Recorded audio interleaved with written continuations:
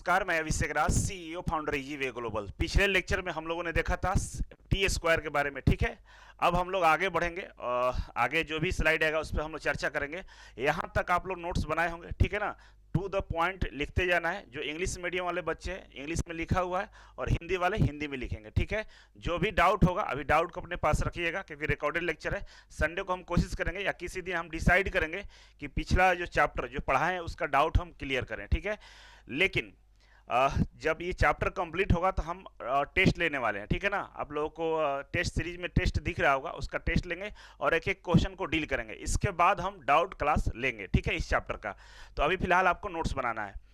आप लोग पिछला जो चैप्टर पढ़े थे उसमें सबसे इंपॉर्टेंट पार्ट जो था वो था हमारा ड्राइंग बोर्ड का साइज और टी स्क्वायर का साइज। ये एग्जाम में पूछा जाता है, ठीक है ना। ड्राइंग बोर्ड का साइज और टी स्क्वायर का साइज एग्जाम में पूछा जाता है, इससे प्रश्न आते हैं। तो थोड़ा सा मैं यहाँ पे इसके टेक्निक को बताना चाहता हूँ कि याद कैसे करना है, ठीक है ना। पिछले वाले लेक्चर में भी मैंने बताया था कि याद कैसे करना है। इसमें और एक चीज़ हम आपको ध्यान दिलाना चाहूँगा, आप लोगों को ध्यान नहीं गया होगा। देखिए, इसमें जो ड्राइंग का साइज, ड्राइंग बोर्ड का जो साइज दिया हुआ है यहाँ पे देख सकते हैं। इसका जो साइज है LWT मतलब लेंथ, विड्थ और थिकनेस में दिया हुआ है और इसका साइज mm में है, ठीक है ना। लेंथ, विड्थ और थिकनेस, लंबाई, चौड़ाई और मोटाई में दिया हुआ है और किस में है, इसका यूनिट है mm में। जैसे पहला D0 का क्या दिया था साइज, 1500 इंटू 1000 इंटू 25, ठीक है। और दूसरा वाला था जो D1 था, D1 का यहाँ पे देखेंगे तो पहला वाला के बीच वाला जो विड्थ था ना उसको किनारे ला रहा था। तो 1000 इंटू 700 इंटू 25, फिर 700 को बाहर किया बीच वाले को, 700 इंटू 500 इंटू 15, फिर क्या किया 500 वाला भीतर था उसको बाहर लाया, 500 इंटू 350 इंटू 15, फिर 350 को यहाँ पर लाया बाहर, 350 इंटू 250 इंटू 15, ठीक है। इस तरह से दिया हुआ है। अब यहाँ पे समझने वाली बात यह है कि ये जो ड्राइंग बोर्ड है, ड्राइंग बोर्ड पे हम लोग टी स्क्वायर के मदद से बहुत सारे लाइन खींचते हैं, पैरेलल लाइन खींचते हैं, हॉरिजॉन्टल लाइन खींचते हैं, ठीक है। किसकी मदद से, टी स्क्वायर की मदद से। तो जितना बड़ा ड्राइंग बोर्ड होगा, ठीक है ना, जितना बड़ा ड्राइंग बोर्ड होगा लेंथ में, एल में, ठीक है ना, लेंथ में जितना बड़ा होगा, लेंथ में जितना बड़ा होगा तो टी स्क्वायर भी उसी लेंथ में उतना बड़ा होना चाहिए क्योंकि टी स्क्वायर यहाँ लगता है, ठीक है ना। पीछे वाला जो स्टॉक होता है और ये ब्लेड होता है। मान लीजिए ये हमारा ड्राइंग बोर्ड का जो साइज है 1500 mm वाला है, ठीक है, 1500 mm का है, ठीक है। 1500 mm का ड्राइंग बोर्ड है यहाँ से यहाँ तक। तो हमारा जो टी स्क्वायर होगा, ये भी इसका जो ब्लेड की लंबाई होगी वो कितना होगा, 1500 mm होना चाहिए, ठीक है ना। कितना होना चाहिए, एक मिनट कलर हम चेंज कर देते हैं आप लोगों के लिए। कितना होना चाहिए, 1500 mm, ठीक है ना। क्योंकि पूरा लेंथ में अगर लाइन हमको खींचना है, पूरा यहाँ से यहाँ तक लाइन खींचना है टी स्क्वायर की मदद से, तो टी स्क्वायर इतना लंबा होना चाहिए। मतलब क्या हुआ कि जो भी इसका लेंथ है, किनारे वाला जो भी लेंथ है उसी लेंथ में हमारा टी स्क्वायर मार्केट में मिलेगा, ठीक है ना। तो टी स्क्वायर या अलग से याद करने का जरूरत नहीं है। जो भी ये लेंथ है ना, किनारे सब क्या लेंथ दिया हुआ, लेंथ ही टी स्क्वायर मिलता है मार्केट में। देखिए जैसे 1500, T0 वाला जो टी स्क्वायर होगा वो कितने में होगा, 1500 mm का, क्योंकि D0 यहाँ पे इसका लंबाई, चौड़ाई और मोटाई कितना है, 1500 इंटू 1000 इंटू 25, तो 1500 लंबाई हो गया इसका, इसलिए इसका जो टी स्क्वायर होगा, टी स्क्वायर का लंबाई 1500 होगा। उसी तरह T1 का लंबाई आपको देख रहे होंगे यहाँ पे 1000 है, 1000 mm है। तो आइए यहाँ पे देखिए D1 का जो लंबाई है 1000 इंटू 700 इंटू 25 है, मतलब 1000 है D1 का। इस तरह D2 का देखेंगे तो 700 है, तो यहाँ पे T2 का देखिए 700 दिया हुआ है।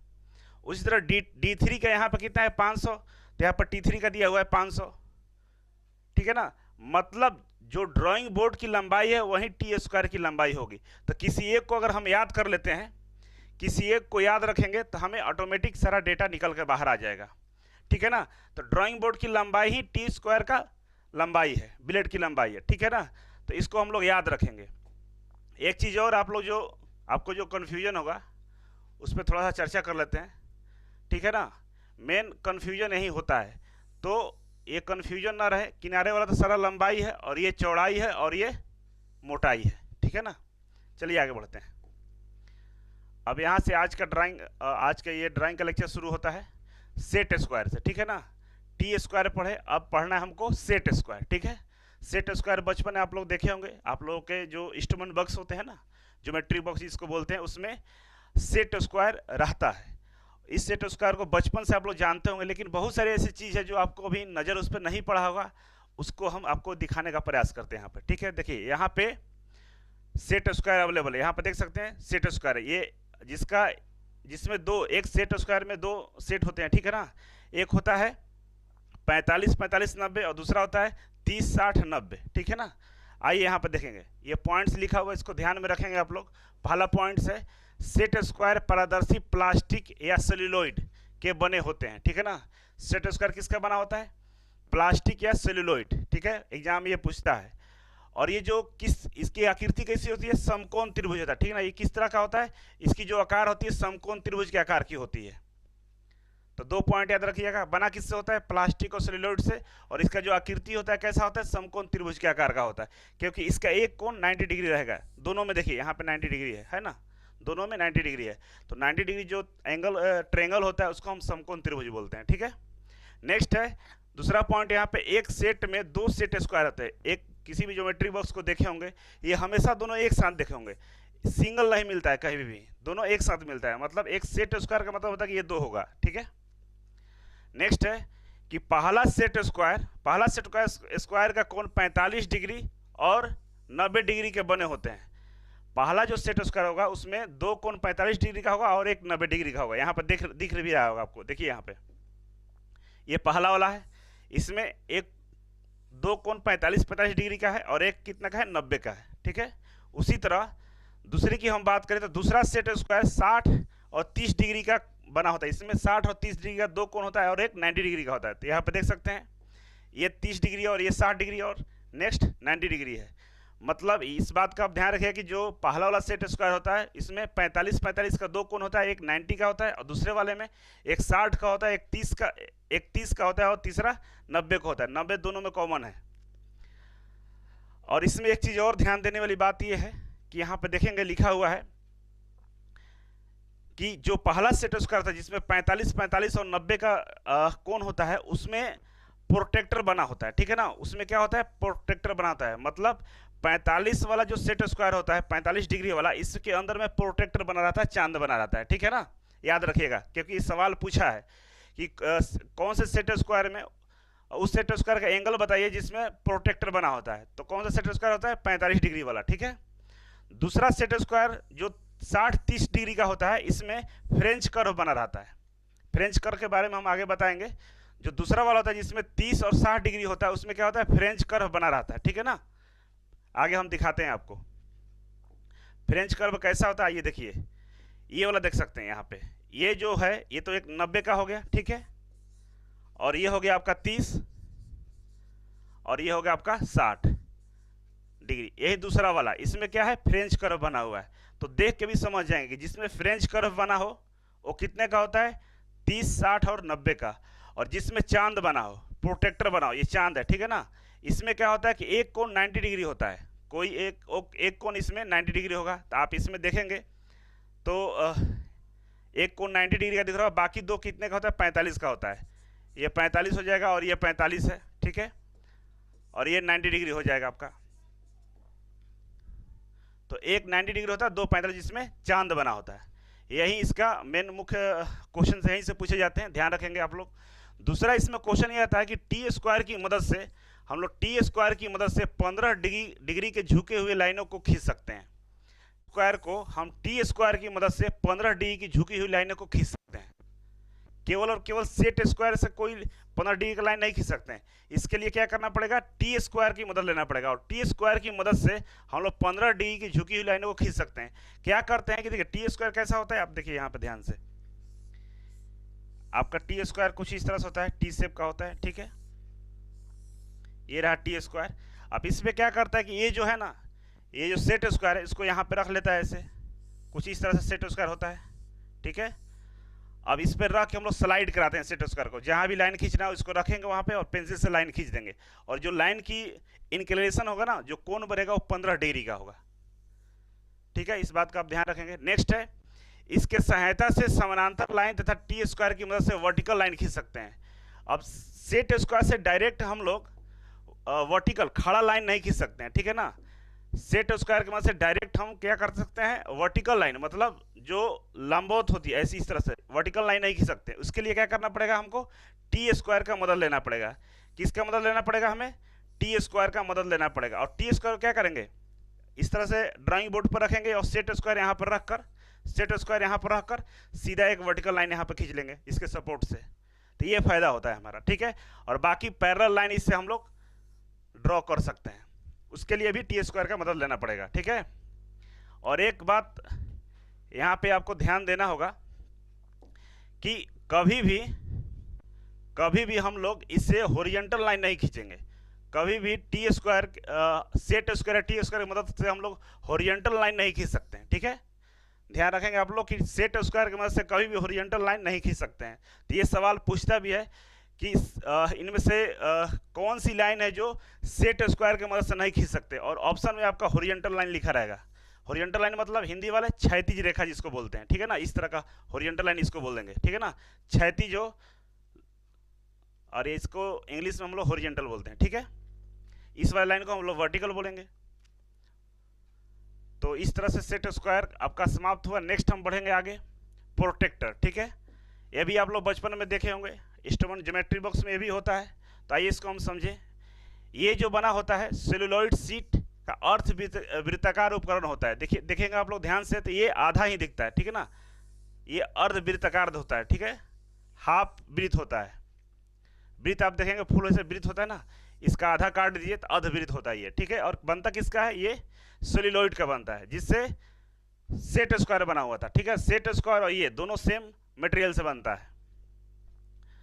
अब इसमें इसका प्रयोग क्यों करते हैं, इसका प्रयोग हम डिग्री में कोण मापने के लिए करते हैं। इसका प्रयोग क्यों करते हैं हम लोग, डिग्री में कोण को मापने के लिए करते हैं, क्योंकि यहाँ पर देखिए डिग्री में कोण दिया हुआ है, यहाँ पर देख सकते हैं, आपको दिख रहा होगा ये 90 डिग्री दिया हुआ है, ठीक है। आगे बढ़ेंगे तो यहाँ पे ये लिखा हुआ है क्या, नेक्स्ट पॉइंट है हमारा कि इस पर 1 डिग्री के अंतर पर क्लॉकवाइज और एंटी क्लॉकवाइज में 0 डिग्री से 180 या 0 डिग्री से 360 तक के कोण बनाया जा सकता है। क्लॉकवाइज में अगर आप देखना चाहें चाहे एंटी क्लॉकवाइज में देखें, दोनों तरफ से आप देखेंगे तो 0 से 180 का यहाँ पे डिग्री दिया हुआ है। 0 से 180 इधर से भी है और 0 से 180 इधर से भी है, ठीक है, इसमें दिख रहा होगा आपको। और इससे हम लोग 0 से 360 डिग्री तक के कोण को मेजर कर सकते हैं, बना सकते हैं। और इसमें जितने भी कोण दिए गए हैं सारे कोण 1 डिग्री के अंतराल पर बने हुए हैं। आप देखेंगे बीच में लाइन भी दिया हुआ है, मतलब यहाँ से देखिए 0 से 10 डिग्री है। आप देखेंगे यहाँ पे ये 0 रहा, 0 से 10 डिग्री दिया हुआ है, मतलब बीच में छोटा छोटा लाइन भी खींचा हुआ है 1 डिग्री पे, ठीक है ना। तो 1 डिग्री का भी कोण को हम लोग इससे मेजर कर सकते हैं। दूसरा, ये अगर आप क्लॉकवाइज में इधर चल रहे हैं तो इधर से आपको ना मेजर करना हो 0 डिग्री 10 डिग्री, तो आप यहाँ पे देखेंगे उसके नीचे वाले लाइन में 0 10 20 लिखा हुआ है, और इधर ऊपर वाले लाइन में 0 10 20 लिखा हुआ है। इधर वाले में 180 170 रिवर्स में दिया हुआ है, इधर से भी दिया हुआ है 180 170। मतलब किसी भी तरह से क्लॉकवाइज और एंटी क्लॉकवाइज दोनों में आप मेजरमेंट कर सकते हैं, और कोण का जो अंतराल रहेगा 1 डिग्री के अंतर पर इसका मेजरमेंट कर सकते हैं, ठीक है। नेक्स्ट, इसका उपयोग कहाँ करते हैं हम लोग, एक तो डिग्री को मापने के लिए करते हैं, दूसरा इसका जो उपयोग है किसी वृत्त के सेक्टर बनाने के लिए हम कर सकते हैं। इसका प्रयोग देखिए नेक्स्ट लाइन है, इसका प्रयोग किसी वृत्त के विभाजित करने या सेक्टर बनाने के लिए किया जाता है। कोई वृत्त हो उसको हम विभाजित करना चाहेंगे अलग अलग एंगल में, तो इसका प्रयोग कर सकते हैं, क्योंकि ये अर्धवृत्ताकार है और ये वृत्त हुआ, और वृत्त को विभाजित करना हो तो वहाँ पे क्या करेंगे, इसके सेंटर पे इस प्रोटेक्टर को हम रख लेंगे, ठीक है, और विभाजित कर देंगे। तो इससे इजीली हम लोग वृत्त को विभाजित कर सकते हैं, बहुत सारे सेक्टर बना सकते हैं, ठीक है। तो इसके ये इंपॉर्टेंट पॉइंट्स है जो आपको राइट डाउन करना होगा, इसको अच्छे से आप लोग लिख लेंगे। नेक्स्ट हम आगे बढ़ेंगे, ड्राइंग पेंसिल, ठीक है, और काफ़ी इंपॉर्टेंट टॉपिक है ये, ड्राइंग को लेकर ये काफ़ी इंपॉर्टेंट टॉपिक है।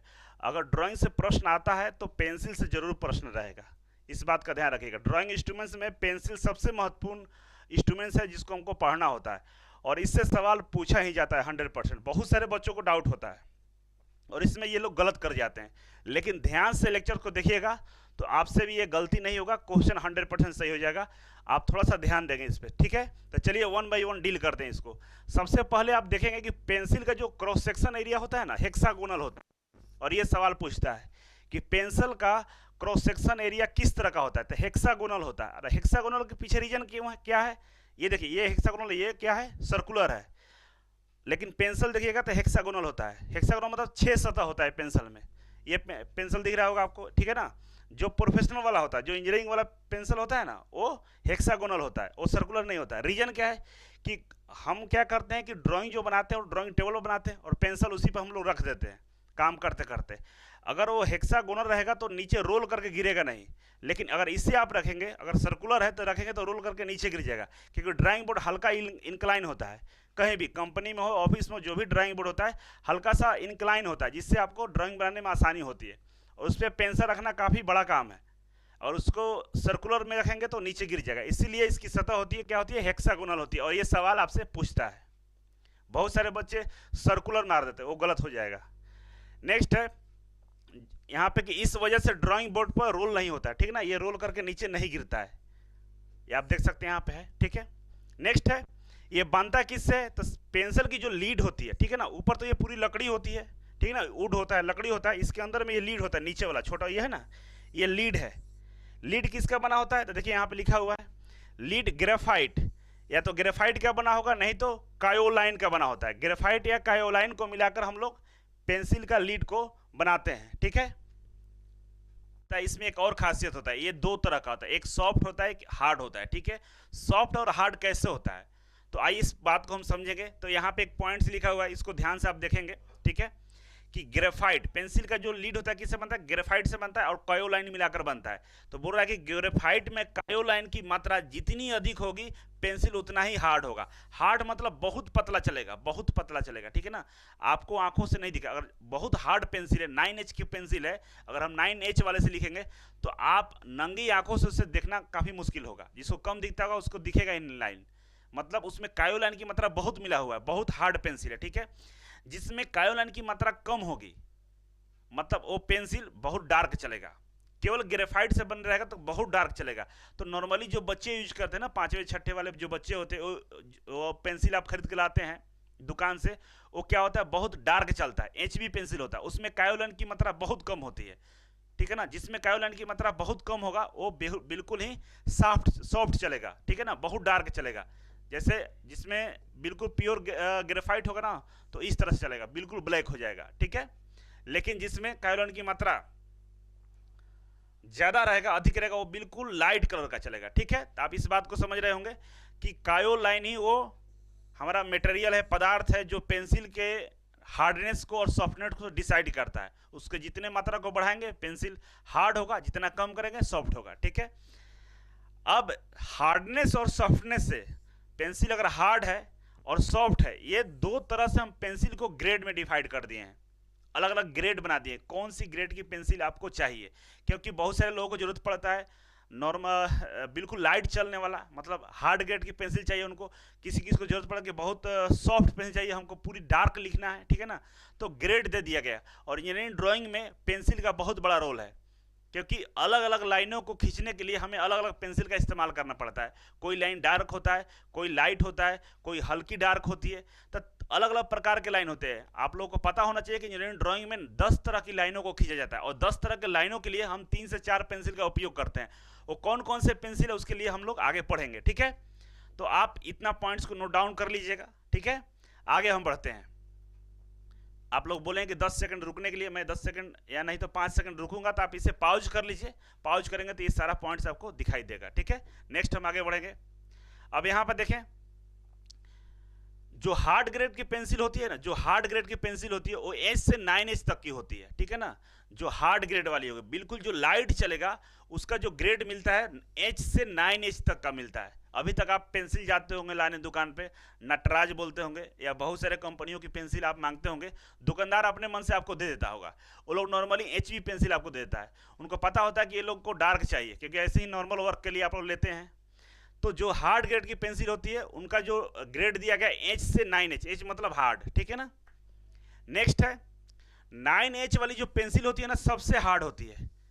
9H वाली पेंसिल जो होती है वो सबसे हार्ड होती है, क्योंकि जो हार्डनेस बढ़ता है ना, H 2H 3H इसी तरह से आगे बढ़े तो 9H, ठीक है, 9H तक पेंसिल आता है। तो इधर से मतलब लेफ्ट से राइट की तरफ आप बढ़ेंगे तो हार्डनेस बढ़ता जाएगा, ठीक है ना। हार्डनेस क्या होगा, बढ़ता जाएगा, हार्डनेस बढ़ता जाएगा। एच से ज़्यादा हार्ड 2H होगा, 2H से ज़्यादा हार्ड 3H होगा, और सबसे ज़्यादा हार्ड कौन होगा, 9H होगा, ठीक है ना। तो आप लोग याद रखेंगे कि सबसे हार्ड ग्रेड की जो पेंसिल होती है वो क्या होती है, 9H होती है। और पेंसिल का जो ग्रेड है, जो हार्ड ग्रेड वाली पेंसिल है, कहाँ से शुरू होती है, H से 9H तक होती है, ठीक है। नेक्स्ट हम बढ़ेंगे। नेक्स्ट हमारा है कि सॉफ्ट ग्रेड की जो पेंसिल होती है, जो डार्क चलती है, ठीक है ना। सॉफ्ट ग्रेड की पेंसिल को हम लोग B से 7B तक ग्रेड दिए हुए हैं। जो सॉफ्ट ग्रेड वाली पेंसिल होती है, B से 7B तक इसका ग्रेड दिए हुए हैं। और इनमें 7B जो होता है ना, 7B पेंसिल, वो सबसे सॉफ्ट ग्रेड की पेंसिल होती है, वो सबसे डार्क चलती है। तो सेम इसमें भी वही कंडीशन है, B होता है, फिर 2B होता है, 3B होता है, इसी तरह से ये 7B तक जाता है, ठीक है ना, 7B तक जाता है। और ये भी लेफ्ट से राइट की तरफ हम बढ़ेंगे तो इसका डार्कनेस बढ़ता जाएगा, ये बहुत ज़्यादा डार्क होता जाएगा। बी वाला का इस्तेमाल करेंगे थोड़ा सा कम डार्क रहेगा, इधर बढ़ेंगे तो ये बहुत ज़्यादा डार्क हो जाएगा, मतलब बहुत ज़्यादा सॉफ्ट हो जाएगा, ठीक है। तो आप लोग याद रखेंगे कि सबसे हार्ड ग्रेड की पेंसिल 9H, सबसे सॉफ्ट ग्रेड की पेंसिल 7B, ठीक है, आपको याद होगा, आई होप। नेक्स्ट है, नेक्स्ट यहाँ पर ध्यान देंगे इस वाली लाइन पे कि पेंसिल के जो ग्रेड का चुनाव हम लोग लाइन के वर्क तथा प्रयोग किए जाने वाले ड्राइंग पेपर पर निर्भर करता है। हम लोग किस ग्रेड का पेंसिल का इस्तेमाल करेंगे वो डिपेंड करता है कि कौन सी लाइन आप खींचने जा रहे हैं। जैसे डायमेंशन लाइन है कि एक्सटेंशन लाइन है कि ऑब्जेक्ट लाइन है, कौन सी लाइन है, सभी लाइनों के लिए हम लोग अलग अलग पेंसिल का इस्तेमाल करते हैं। जैसे अगर हम प्रोजेक्शन लाइन खींच रहे हो तो प्रोजेक्शन लाइन के लिए लाइट पेंसिल का उपयोग किया जाता है, तो 3H या 2H पेंसिल का इस्तेमाल करेंगे। अगर हम ऑब्जेक्ट लाइन खींच रहे हैं तो ऑब्जेक्ट लाइन के लिए हम लोग HB पेंसिल का प्रयोग कर सकते हैं, H पेंसिल का प्रयोग कर सकते हैं। ये जो होता है ना, B वाला जो सीरीज है, ये कभी भी ड्राइंग में इस्तेमाल नहीं होता है। H से 3-4 इंच तक हम पेंसिल का इस्तेमाल करते हैं। B वाला जो ग्रेड है ये इंजीनियरिंग के लिए शायद नहीं बना है, क्योंकि इसका कभी भी हम लोग इस्तेमाल नहीं करते हैं कभी, ठीक है। आगे बढ़ेंगे, यहाँ पे थोड़ा सा कुछ पॉइंट्स आपको चलिए फिर से दिखाते हैं। ये वाला जो है आप देख सकते हैं, इसको भी राइट डाउन कर लीजिएगा आप लोग। यहाँ पर बहुत अच्छा चीज़ लिखा हुआ है। जैसे पहला पॉइंट है कि एक्सट्रीमली हार्ड, 7H से 9H को बहुत ज़्यादा हार्ड कहा जाएगा। बहुत ज़्यादा हार्ड पेंसिल होता है 7H से 9H, और सिंगल पूछे कि सबसे हार्ड तो 9H, ठीक है। वेरी हार्ड लिखा हुआ है, मतलब ये सबसे हार्ड। कुछ कम वाला जो हार्ड होगा 4H से 6H तक होता है, जो ये भी हार्ड ही होता है, ठीक है। मीडियम हार्ड होता है, मीडियम हार्ड H से 2H होता है, जिसका इस्तेमाल हम लोग इंजीनियरिंग में ज़्यादातर करते हैं। और एक हार्ड होता है 3H से 4H, ठीक है, इसको लिख लीजिएगा। अब मीडियम की बात करें तो HB क्या होता है, मीडियम होता है। मीडियम सॉफ्ट B से 2B, सॉफ्ट 3B से 4B, वेरी सॉफ्ट 4B से 6B, और एक्सट्रीमली सॉफ्ट 7B से 9B। लेकिन हम लोग का निबी में 7B तक ही दिया हुआ है, ठीक है ना, यहाँ पे 9B तक लिखा हुआ है, तो इसको छोड़ देंगे, हम लोग 7B तक ही पढ़ेंगे, क्योंकि जो निमी मानता है वही सही है। सारे चीज़ों को राइट डाउन कर लेंगे, ठीक है। नेक्स्ट हम आगे बढ़ेंगे, तो यहाँ पर देखिए सॉफ्ट ग्रेड की पेंसिल गहरी और मोटी लाइन खींचने के लिए प्रयोग किया जाता है। पहले ही बताया कि सॉफ्ट ग्रेड जो होता है बहुत डार्क चलता है, तो डार्क का मतलब बहुत मोटा लाइन खींचाएगा, गहरा लाइन खींचाएगा, ठीक है ना। नेक्स्ट है कि हार्ड ग्रेड के पेंसिल का प्रयोग हम लोग हल्की और बारीक लाइन खींचने के लिए करते हैं। सीधा बात है, ये अब हम आपको पहले ही बता चुके हैं कि जो हार्ड ग्रेड की पेंसिल होती है बिल्कुल ही लाइट चलती है, नंगी आंखों से उसकी लाइन को नहीं देख सकते। अगर 9H से हम लिख दें तो आपको दिखाई नहीं देगा, नॉर्मल आंखों से चश्मा लगाना पड़ेगा। तो जितने भी हार्ड ग्रेड की पेंसिल है बिल्कुल ही हल्की चलती है, ठीक है ना। पतली लाइन खींचना उसके लिए हम लोग प्रयोग करते हैं। H और 2H ग्रेड की पेंसिल मीडियम हार्ड होती है। मीडियम हार्ड कौन होती है, H या 2H की जो पेंसिल होती है वो मीडियम हार्ड होती है, और इसी का अधिकतर हम लोग ड्राइंग में प्रयोग करते हैं। HB जो पेंसिल है वो मीडियम सॉफ्ट होता है। HB होता है जो मीडियम सॉफ्ट है, H से ये हार्डनेस वाला भी है और ये सॉफ्टनेस है, दोनों मिलकर बनता है, तो ये मीडियम सॉफ्ट होता है। और इसको इस HB से हम लोग ऑब्जेक्ट लाइन बना सकते हैं, कोई दिक्कत नहीं है। ज़्यादातर हम लोग H या 2H से भी ऑब्जेक्ट लाइन बनाते हैं, H वाले से बना देते हैं, लेकिन HB से भी बनाएंगे तो कोई दिक्कत नहीं है, ठीक है। तो इसको आप लोग ध्यान में रखेंगे। अब यहाँ पे एक फिगर दिया हुआ है, यहाँ पे HB रखा हुआ, ठीक है ना। ये क्या है, ना हार्ड है ना सॉफ्ट है, बीच वाला है, मीडियम सॉफ्ट है, ठीक है ना। तो H सीरीज यहाँ शुरू होता है, इधर से इधर बढ़ेंगे तो पेंसिल हार्ड होता जाएगा, ठीक है ना। पेंसिल क्या होगा, हार्ड होता जाएगा, और इधर से इधर बढ़ेंगे तो पेंसिल सॉफ्ट होता जाएगा। अगर आपसे पूछता है कि सबसे हार्ड ग्रेड तो 9H, सबसे सॉफ्ट तो 7B, ठीक है। तो इस तरह से आप लोग पेंसिल को याद रखेंगे। और आई होप कि आप लोग पेंसिल को समझ गए होंगे। और इससे प्रश्न आता है, याद करके रखना है, जैसे बताएं वैसे पॉइंट को नोट डाउन कर लीजिएगा। और आज का लेक्चर हम यहीं पर समाप्त करते हैं। नेक्स्ट लेक्चर में हम लोग आगे पढ़ेंगे। अभी बहुत इंस्ट्रूमेंट ड्राइंग्स है, हम शुरू में ही बताया कि धीरे धीरे हम लोग आगे बढ़ेंगे, जल्दीबाजी नहीं देखना है, क्योंकि इसमें अभी टाइम है। और आपको ज़्यादातर फोकस करना है मैथ, रीजनिंग और टेक्निकल का जो लाइव क्लास चल रहा है उस पर, उसको अच्छे से पढ़िए। और इसको जब भी टाइम मिले, आधे घंटे का लेक्चर हम दे रहे हैं, इसलिए दे रहे हैं कि आपके पास ज़्यादा टाइम है नहीं, क्योंकि डीआरडीओ का एग्जाम देना है, बार का एग्जाम आपके सामने है। उसमें डीआरडीओ वाले में यहाँ से प्रश्न पूछेगा ड्राइंग इंस्ट्रूमेंट से, तो अगर आप थोड़ा थोड़ा पढ़ते रहेंगे तो ये कवर हो जाएगा। इसीलिए पूरी स्ट्रेटेजी के साथ हम लोग आगे बढ़ रहे हैं कि आपको बहुत ज़्यादा लोड न दे, धीरे धीरे पढ़ते रहें। ड्राइंग बहुत कम चीज़ है, ठीक ना, बहुत ईजी है, लेकिन समझ समझ के पढ़िएगा तब उसके लिए इजी। ऐसे नहीं कि आप बेमन से पढ़ेंगे तो इजी नहीं होगा, बहुत हार्ड हो जाएगा, ठीक है। तो थोड़ा थोड़ा करके हम आपको पढ़ा रहे हैं। जैसे ही डीआरडीओ का एग्जाम कंप्लीट होगा, बार का एग्जाम कंप्लीट होगा जनवरी फरवरी में, और रेलवे का नोटिफिकेशन आएगा, हम लोग पूरी जोश के साथ पढ़ना शुरू कर देंगे। लाइव क्लास शुरू हो जाएगा आपका, ठीक है। तो बहुत सारे बच्चों का डाउट रहता है कि सर लाइव क्लास नहीं ले रहे हैं। लाइव क्लास की भी जरूरत नहीं है। जो सब्जेक्ट अभी लाइव दिया जा रहा है वो एक प्लानिंग के तहत दिया जा रहा है, क्योंकि उसका इस्तेमाल आप डीआरडीओ में कर सकते हैं, बार्क में कर सकते हैं, बहुत सारे आने वाले एग्जाम में आपका जरूरत पड़ेगा। इस वजह से उसको ज़्यादा पढ़िए। ड्राइंग को अभी ज़्यादा पढ़ने की जरूरत नहीं है, थोड़ा थोड़ा करके पढ़ते रहिए। और एग्जाम तक इसकी वैलिडिटी है। वैलिडिटी कब तक है? एग्जाम तक। तो पूरे एग्जाम होने तक हम आपके साथ बने रहेंगे, जब तक आपको नौकरी नहीं मिल जाता है। तो घबराने की बात नहीं है, दोबारा से इसे परचेज नहीं करना, कुछ नहीं करना, आप पढ़ते रहिए और हम आपका साथ हमेशा देते रहेंगे, हमेशा बने रहेंगे एग्जाम तक। तो आई होप कि आप लोग अच्छा समझ रहे होंगे। और क्लास प्लस पर जो आप लोग ग्रुप बना हुआ है ना ड्राइंग का, तो उसमें कमेंट करते हैं तो बिल्कुल वही कमेंट कीजिए। अभी व्हाट्सएप ग्रुप हम बाद में बनाएंगे, जूम मीटिंग लेने के बाद बनाएंगे। मेरी प्लानिंग है कि हम एक चैप्टर कंप्लीट कर लें ड्राइंग इंस्ट्रूमेंट्स, और इसके बाद एक टेस्ट आपका हो जाए। इसके बाद हम लोग जूम मीटिंग पे मिलेंगे और गेट टुगेदर होंगे, मतलब एक एक बच्चों से हम बातचीत करेंगे, किसको क्या प्रॉब्लम है पढ़ने में, सारा चीज़ आपको हम बताएंगे। बहुत उम्मीद के साथ आप लोग फ़ोन करते हैं, हमसे बात नहीं होती है, लेकिन इस बार हम आपको क्लासेस ले रहे हैं, तो मेरी भी जिम्मेदारी कि बच्चों से बात करें। तो जूम मीटिंग पे हम लोग बहुत जल्द मिलने वाले हैं। बस ये चैप्टर समाप्त होने दीजिए और एक टेस्ट होने दीजिए, ठीक है। इसके बाद हम लोग मिलेंगे। तो शुभ रात्रि, गुड नाइट। 9 बजे से पहले डेली लेक्चर आएगा, और आज भी लेक्चर आपको मिल चुका है, पढ़ लिए होंगे और नोट्स बनाइए। Thank you so much.